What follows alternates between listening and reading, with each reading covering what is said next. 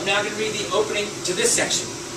And we have here a photo of the Pittsburgh Seltzer Works, which has been operating in Pittsburgh since 1898 with its new owners, who I'll be reading to you about. And that's their logo on the top left, Pittsburgh Seltzer.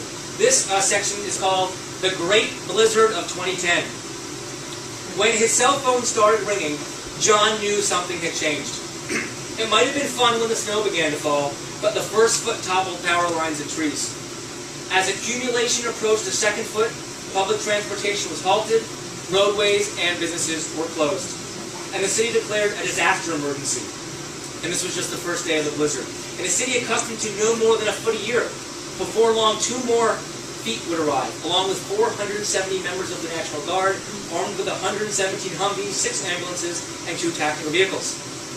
While 150,000 homes were without power, the governor told everyone in town to stay off the road, warning if they did not, quote, "you will risk your life and potentially the lives of others."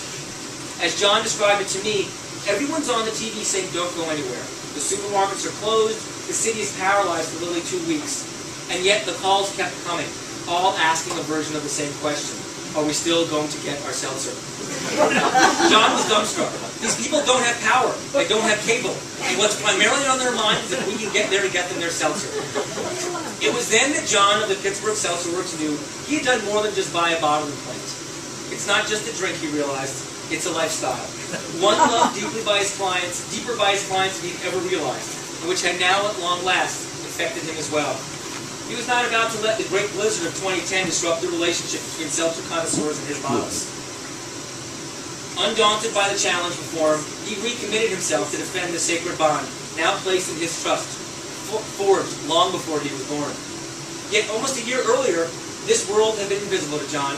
He knew nothing about the relationship nurtured by bottlers between seltzer and aficionados. All he knew about seltzer was from mass-produced bottles he brought home from the market and the antics of the Three Stooges enjoyed as a child. And he knew, without a doubt, as his phone kept ringing, that wintry mess of a day, is that he had over 300 siphons to bottle and deliver. Nature and National Guard be damned.